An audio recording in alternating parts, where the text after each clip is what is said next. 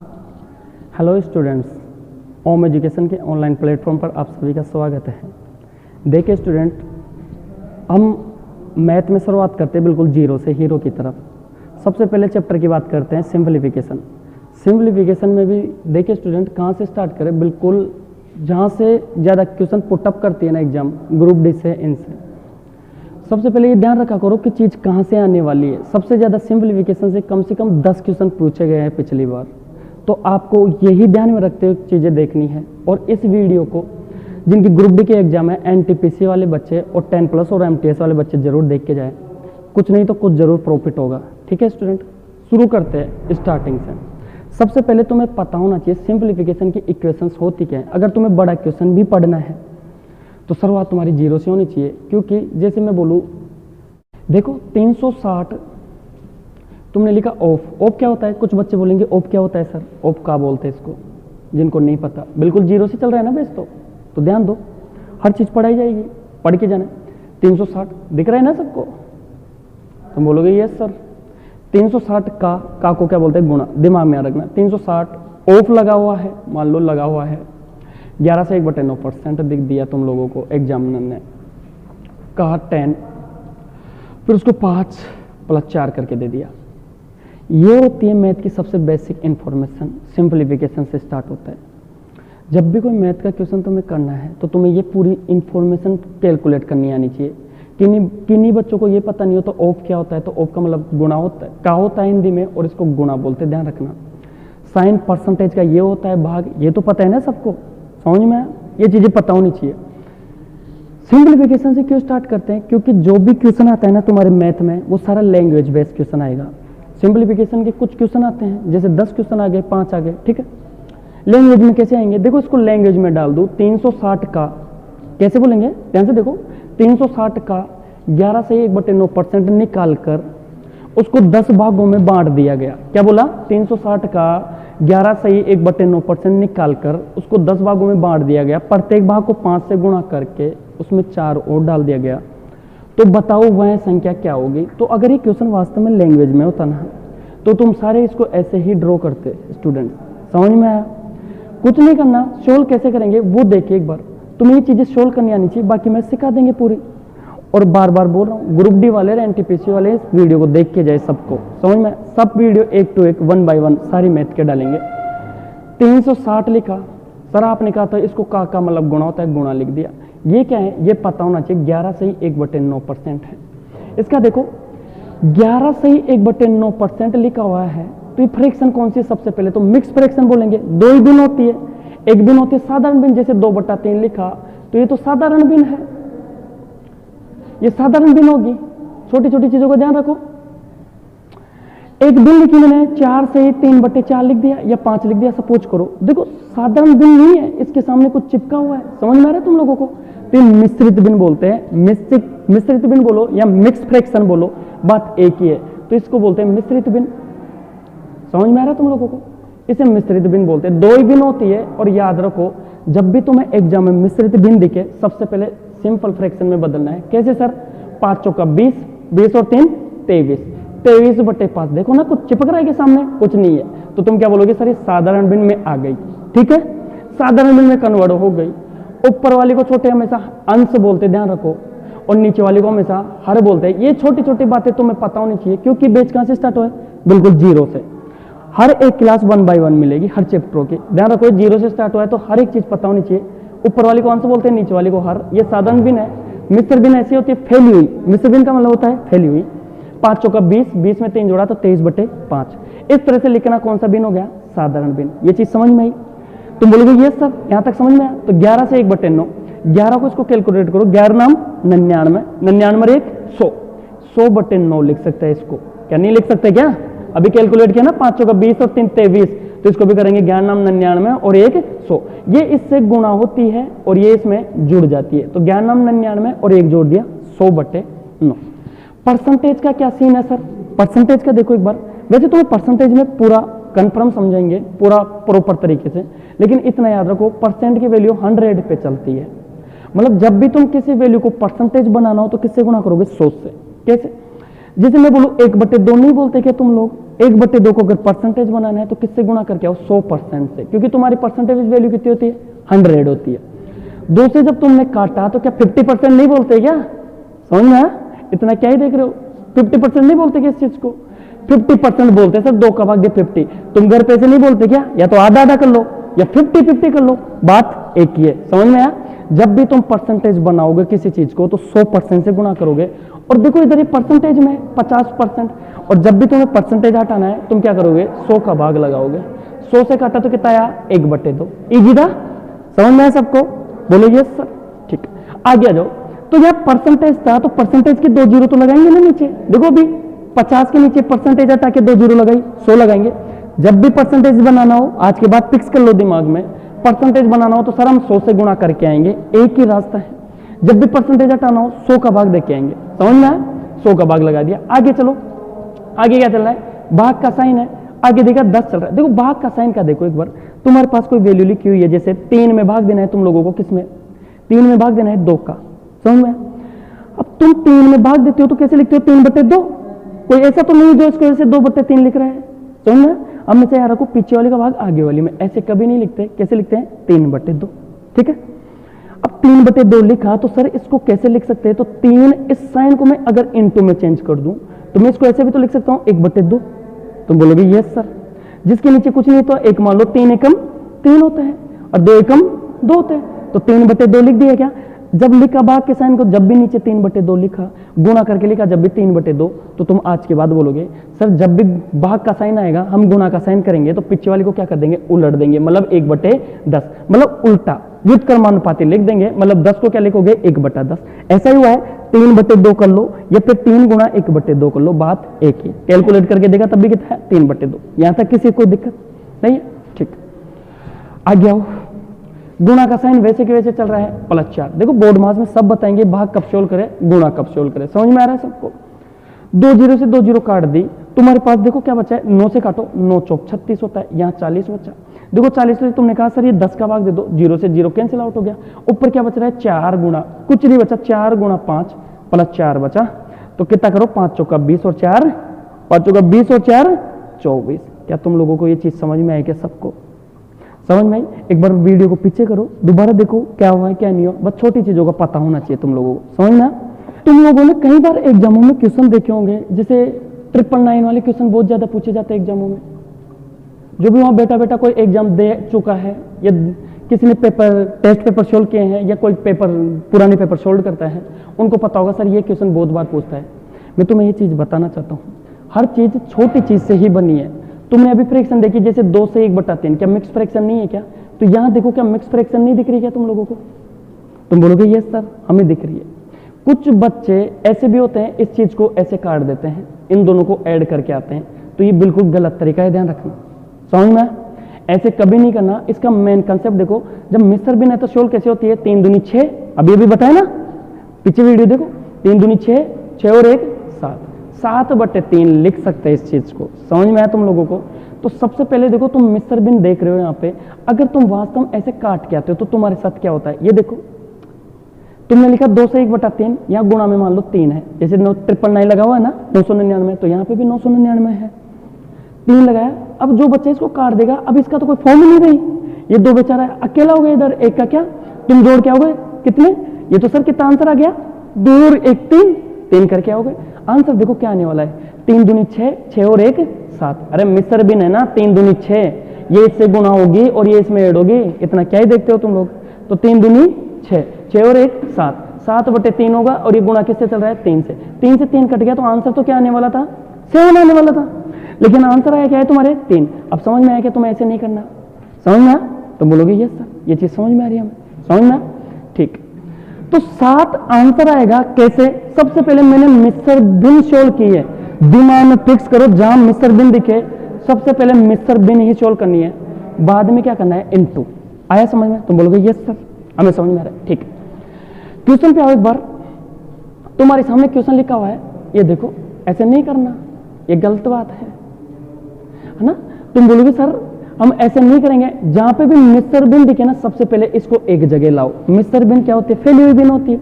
सबसे पहले इसको एक जगह करेंगे समेट के, तो सबसे पहले इसको एक जगह करो। ये 999 था, नहीं दिख रहा हो तो ये देखो 999 था।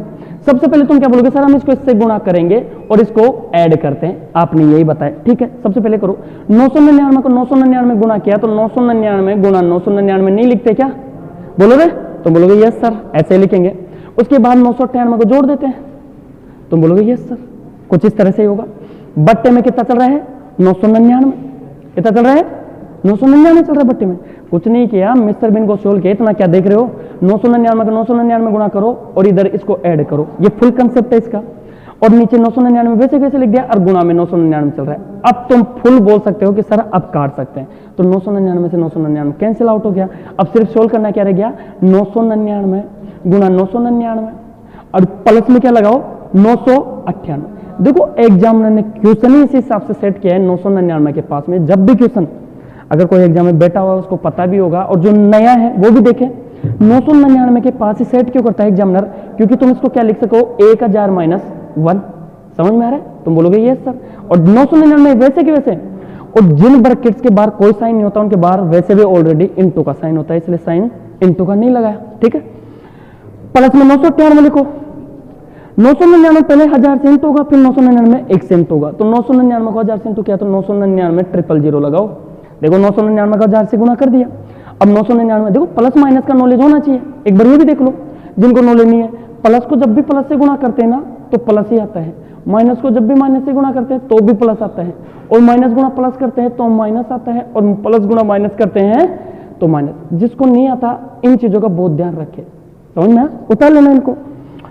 देखो इधर 999 प्लस का है, जिन संख्याओं के सामने कोई साइन नहीं होता, काय का साइन होता है, प्लस का। पहले 999 1000 से गुणा हुई तो 9999 हो गया, समझ में आया तुम लोगों को। इधर देखो 999 1 से गुणा हुई तो तुम क्या बोलोगे, सर प्लस माइनस माइनस 999 और प्लस का 998 वैसे कैसे चल रहा है। तुमने देखा सर ये माइनस का बड़ा है ये छोटा है, तो माइनस का 1 बचा होगा यहाँ पे, और यहाँ पे कितना बचा, 9,99,000। 9,99,000 में से 1 घटा दिया तो तुम्हारा आंसर कितना आएगा, 9,98,999। क्या तुम लोगों को ये चीज समझ में आई क्या, समझ में आएगा सभी को। तो इन क्वेश्चनों पे तुम्हारी कमांड होनी चाहिए। ग्रुप डी वाले ध्यान दें, इन क्वेश्चनों पे अपनी कमांड बना के फिर एग्जाम में बैठे। ऐसे क्वेश्चन बहुत ज्यादा पूछे गए हैं। दूसरा क्वेश्चन लेते हैं, धीरे धीरे समझ में आएगी चीजें, ठीक है। देखो अभी सिंप्लीफिकेशन की तुमने लाइन सोल्व की ना, एक पूरी सिंप्लीफिकेशन लिखा हुआ था, तुमने कैलकुलेट कर दिया, प्लस किया, गुणा किया, ऑफ किया, ठीक है। लेकिन मैं तुम्हें क्या बताने वाला हूं, मैं तुम्हें ये बताने वाला हूं बस सिंप्लीफिकेशन की लाइन ऐसे लैंग्वेज में भी आ सकती है। बट क्वेश्चन हो सकता है दिखने में बड़ा हो, लेकिन है ये सिंप्लीफिकेशन की लाइन। कैसे, अभी देखो 1200 क्या लिखा हुआ है, 1210 रुपए का 9.09% निकालकर उसे 10 भागों में बांट दिया गया, समझ में आया, बांट दिया जाता है, तथा फिर हर भाग को 11 से भाग फिर 11 भागों में बांट दिया जाता है। उसके बाद जो भी भाग बचा ना उसको 5 गुना करके राम को दे दिया जाता है। तो बताओ राम को कितनी राशि मिली। क्वेश्चन क्या पूछना चाहता है, राम को कितनी राशि देगी। तुम 1 बाय 1 स्टेप बाय स्टेप आओगे। 1210 रुपए थे, समझ में आया। और किसी को भी कोई भी ये चैनल पे आया सोच के कि सर मेरे को ये चीजें तो पहले से आती है, देखो ये बिल्कुल अभी जीरो से, अब रोज क्लास आएगी तुम्हें हर दिन लगेगा, अब नया आने लग गया हमारे लिए, समझ में आया। ये उनके लिए जिनको कुछ नहीं आता। देखो 1210 रुपए का को तुम्हें क्या लगाना है, गुणा, बताया तो उस टाइम पे का जहां पे भी दिखे इनटू का साइन लगाओ। 9.09 किसकी फ्रैक्शन वैल्यू है, देखो कुछ नहीं किया, 1/2 लिखना, 1/2 को मैं परसेंट बनाऊंगा तो 100% से गुणा करके नहीं दिखाया क्या अभी थोड़ी देर पहले। 2 का भाग 2 तो 50% नहीं होता क्या, तुम बोलोगे यस सर। वैसे ही कुछ नहीं किया, इसको 1/11 को किससे गुणा किया उसने, 100% से, क्योंकि तुम्हें पता है, तुम्हें अभी सर ने बताया जब भी सर परसेंटेज बनाएंगे ना हम किससे गुणा करके आएंगे, 100% से, विधि है 100% से गुणा करके आओ, परसेंट बन जाएगी, और जब भी परसेंट हटाना हो नीचे 100 लगाओ, ठीक। 11 का भाग देंगे 100 में तो 9.09% बाहर ही जाता है, समझ में आया तुम लोगों को। तो तुम या तो 9.09% बोलो या फिर 1/11 बोलो, बात एक ही है। तो यहां लिखा हुआ है 9.09%, आया समझ में। पहले देख लो क्या क्या लिखा हुआ है, 9.09% लिखा हुआ है। उसके बाद उसका भाग करना है कितने, 10 भागों में बांटो। जो क्वेश्चन पहले लिखा हो वो निकाल लेते हैं पहले। 1210 का पहले 9.09% का मतलब गुणा लगा दिया, उसके बाद उसे 10 भागों में बांटो, बांटने का मतलब भाग का साइन, फिर उसे 11 भागों में बांटो, 11, आया समझ में। तुम बोलोगे यस सर। फिर जो भी भाग इससे आया उसे 5 से गुणा करके किसको दे दो, राम को। तो ये राशि पूछिए, तो ये सिंप्लीफिकेशन की एक लाइन नहीं है कि तुम्हारे पास, तो बोलोगे यस सर। बस कुछ नहीं करना, कैलकुलेट करना है। 1210 गुणा 9.09 को भी बताया तुम्हें, क्या लिख सकते हो, 1/11 गुणा भाग का साइन जहां दिखे वहां क्या लिख सकते हो, 1/10 भाग का साइन दिखे, गुणा का साइन करो और पीछे वाले को उलट दो। और गुणा 5। किसी को नहीं समझ में आ रहा भाग का साइन कहाँ, अभी थोड़ी देर पहले बताया, बैक करके देखो। 11 से काटो, 11 से कितनी बार कटा, 11 के स्क्वायर ही तो है, तो 11 से कटा 11 बार 110, 0 से 0 कट गया और ये 11 से ये 11 कट गया, यहाँ पे 1 बचा, 1 गुणा 1 गुणा 1 गुणा किया तो 1 गुणा 5, समझ में आया? तो कितना मिला राम को? 5 रुपए। क्या ये चीज समझ पा रहे हो तुम लोग? क्या सबको समझ में आएगी ये चीज? दोबारा समझो, एक बार देखना दोबारा से और एक बार पॉज करके ऐसे क्वेश्चनों की प्रैक्टिस बुकों से करके देखना। अगर कोई चीज समझ में नहीं आए तो कमेंट करके जरूर बताना। और आगे देखो, सिंप्लीफिकेशन की कुछ लाइन डालता हूं।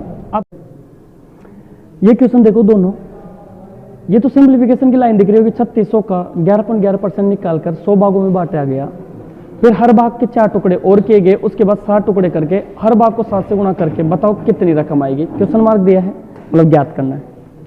लेकिन मैं उससे पहले अभी तुमसे ये क्वेश्चन पूछना चाहता हूं, अगर तुम्हारे पास ऐसी कोई इक्वेशन आ जाए तो तुम कैसे सोल्व करोगे? देखो इधर ये क्या मिस्र बिन दिख रही है क्या तुम लोगों को? मिस्र बिन को सोल्व करने के तरीके क्या है? ये इससे गुणा होगा, इसमें ऐड होगी, ये इससे गुणा होगा और ये इसमें ऐड होगी। सबसे पहले, उससे पहले एक चीज देखो, जब भी तुम्हें ऐसे बट्टे में कोई भी चीज प्लस में दिख जाए, माइनस में दिख जाए, तो तुम्हें हमेशा सोच लेना है कि ये कौन से जोड़ बाकी है, बिन के। बिन में प्लस या माइनस करो, कैसे भी जोड़ सकते हैं। कैसे जोड़ते हैं? ऊपर वाली को आंसर बोलते हैं, नीचे वाली को हर का एलसीएम लेके सोल्व करते हैं। इतना सबको पता होगा अगर कंपटीशन में हो तुम लोग। देखो इधर 67 गुणा 784 प्लस 30 करूंगा तो कैलकुलेशन हो जाएगी बिन की। लेकिन क्या इतना बड़ा करके आएंगे क्या? ऐसा नहीं है। देखो मेरे पास सुनो, 2 से ही 1/3 लिखा मैंने, इसको ध्यान से समझना, सभी ध्यान से देखो एक बार।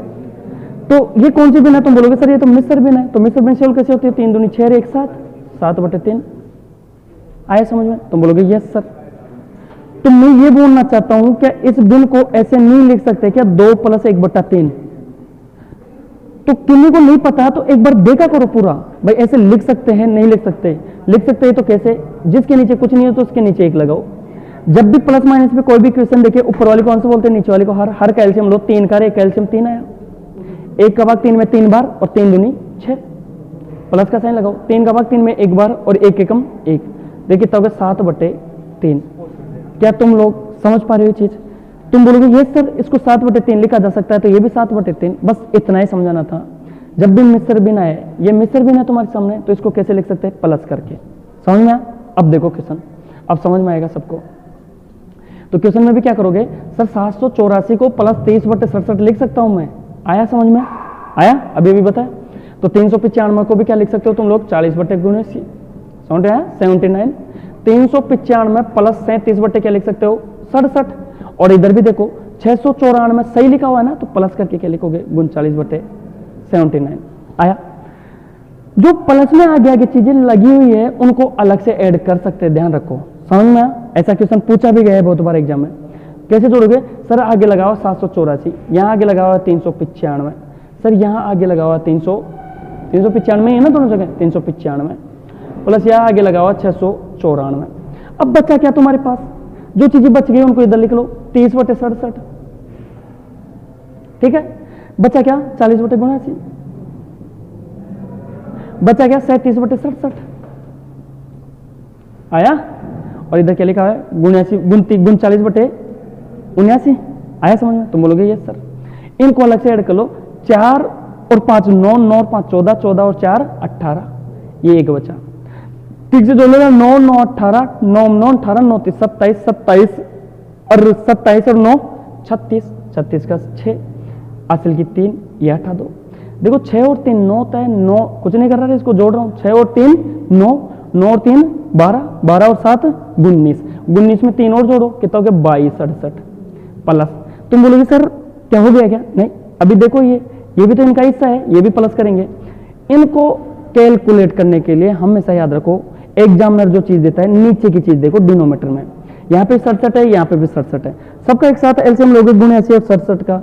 तुम्हें पता है लेंथ बनेगी क्वेश्चन की, आंसर वैसे भी आएगा, लेकिन क्वेश्चन की लेंथ नहीं बनानी। 1 घंटे की एग्जाम होती है, तुम्हें क्या करना है? 67 को 67 से देखो इसका एलसीएम, तो दोनों को देखा ये भी कितना हो रहा है जुड़ के 67, बस 67 का और 67 का एलसीएम 67, तो ये भी 67 हो रहा है, तो तुम्हारे यहाँ कितना आ गया? 67/67। तुम बोलोगे ये सर यहाँ तक समझ में आ रहा है? इधर देखो 79 है यहाँ पे भी, और यहाँ पे भी कितना है? 79। दोनों को जोड़ के देखा, ये भी कितना हो रहा है? 79। समझ में आया? तो ये भी 79/79, ये भी कट गया एक बार और ये भी कट गया एक बार, 1 1 हो गया। तो यहाँ पे 2268 +1 करेंगे, यहाँ +1 करेंगे और यहाँ भी +1, कितना हो गया टोटल ये 2270। क्या तुम लोग समझ पा रहे हो क्या? बस चीजों को तोड़ के भी सोल्व किया जा सकता है, करने में ऐसे भी सोल्व कर सकते हैं, इसको इससे गुणा किया जोड़ दिया, गुणा किया जोड़ दिया, लेकिन कैलकुलेशन बड़ी हो जाती है, अपने पास इतना टाइम नहीं होता, तो थोड़ा स्मार्टली सोचते हैं कि कैसे करें कैसे देखें। क्या तुम लोग समझ पाए क्या चीज?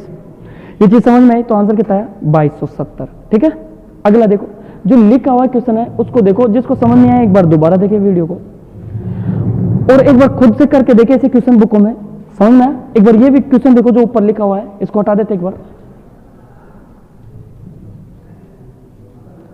और ग्रुप डी वाले ध्यान दे इस चीज को देख के जाए, सिंपलीफिकेशन में से सबसे ज्यादा क्वेश्चन पूछे गए ग्रुप डी के अंदर। देखो इधर यहां क्या लिखा है 3600। आपने कहा, तुम बोलोगे सर आपने बताया था, अभी बताया था ना, ओप को क्या लिखते हैं गुणा 11.11% जब भी दिख जाए तो 11.11% क्या है फ्रैक्शन वैल्यू है। ये सारी वैल्यू तुम्हें प्रोवाइड हो जाएगी, 11.11% है। तो देखो 11.11% है क्या, तुम्हें बोलोगे सर अभी अपन ने बताया सर 100% को जब भी 1/2 निकालना हो परसेंट का तो 50% लिखते हैं। वैसे 11.11% किसी चीज से तो गुणा हो के आई होगी 100 से, किससे? तो किससे गुणा हो के आई है 1/9।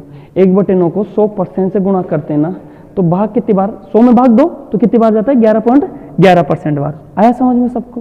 ठीक है, तो इसकी जगह लिख सकते हैं 1/9। 11.11% बोलो या 1/9 बोलो, बात एक ही है। 50% बोलो या 1/2 बोलो, बात एक ही है। समझ में आया? तो बोलते नहीं क्या, आधा आधा कर लो, 50-50 कर लो। जहां पे भी भाग का साइन दिखेगा तुम क्या करोगे सर, गुणा का साइन लगाएंगे, बट्टे में ले जाएंगे। जहां पे भाग का साइन दिखे बट्टे में ले जाओ, जहां पे भाग का साइन दिखे बट्टे में ले जाओ, और गुणा 7 चल रहा है इधर। देखो 7 तो बट्टे में पहुंच गया, 7 वैसे चल, 2 0 से 2 0 कैंसिल आउट हो गई। 9 से काटा 4 बार, 4 से काटा 1 बार, 7 से काटा 7 को 1 गुणा होकर कितना हो गया आंसर 1। तो तुम्हारा सटीक आंसर कितना रहेगा 1। समझ पा रहे हो क्या सब? समझ में आया? ये चीज समझ में आए सबको?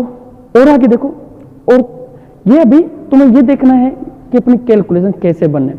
ये क्वेश्चन आ जाए तो तुम कैसे ट्रीट करो, तुम्हें पता होना चाहिए ओप को क्या बोलते हैं। वैसे बोर्ड मास बताएंगे भी, बोर्ड मास ये बोलती है कि पहले किस चीज को सोल्व करें, साइन कौन सा पहले सोल्व हो, ब्रैकेट कितने होते हैं, पहले कौन सा ब्रैकेट सोल्व हो क्या नहीं हो, नेक्स्ट क्लास में डाल देंगे सारा। ठीक है, एन प्राकृतिक संख्या होते हैं नेचुरल नंबर्स, और नेचुरल नंबर्स 1 से स्टार्ट होकर कहां तक जाते हैं, तुम बोलोगे यस सर अनंत तक जाते हैं।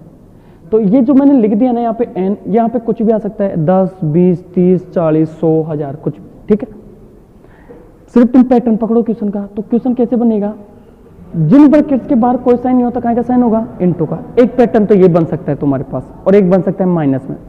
पहले इसको देखो एक बार, क्वेश्चन अगर इस तरह से आ जाए पैटर्न में तो तुम्हें कैसे सोल्व करना है, 2 एकम 2 और 1 3, 3/2 इनटू जिन ब्रैकेट्स के बाहर कोई साइन नहीं होता काय का साइन होगा, इनटू का। समझ में आ रहा है ना सबको? ध्यान से देखो, यही क्वेश्चन आने वाले एग्जाम में, तो इसी टाइप के बनते हैं। 3 एकम 3 1 4 इनटू 4 एकम 4 1 5/4 इनटू फिर 5 एकम 5 और 1 6 6/5। यहां देखो लास्ट में n एकम n n+1, मिश्र बिंदु तो ऐसे सोल्व होती है, n को इससे गुणा करेंगे n+1, तो n+1/n आया। तुम देखो इधर क्या पैटर्न ऐसे ऑब्जर्व हो रहा है क्या, कि सर ये ऐसे कट रहा है। देखो इधर इस तरह से, ये पैटर्न इस तरह से कट जाएगा, तुम्हारा आंसर क्या होगा सटीक n+1/2। ये तुम्हारा सटीक आंसर रहेगा। समझ में आया क्या पैटर्न? समझ में आएगा सबको? समझ में आया सबको पैटर्न? पैटर्न समझ में आया सबको? अब इसके पैटर्न पे कैसे क्वेश्चन आते हैं कल बात करते हैं, अगले वीडियो में बात करेंगे। बस ये ध्यान दो, जब भी इस तरह का पैटर्न आ जाए तो इस तरह से कैलकुलेट करना है। एन का मतलब यहाँ कुछ भी मान सकते हैं, ये पैटर्न यहाँ तक चलेगा। इन वीडियो को देखना, तुम्हें कहीं ना कहीं लगेगा सर बहुत हेल्प मिली है, और ये कंटिन्यू क्लासे आएगी, कंटिन्यू देखना। अगर कोई दिक्कत हो कमेंट करके जरूर बताना, ठीक है।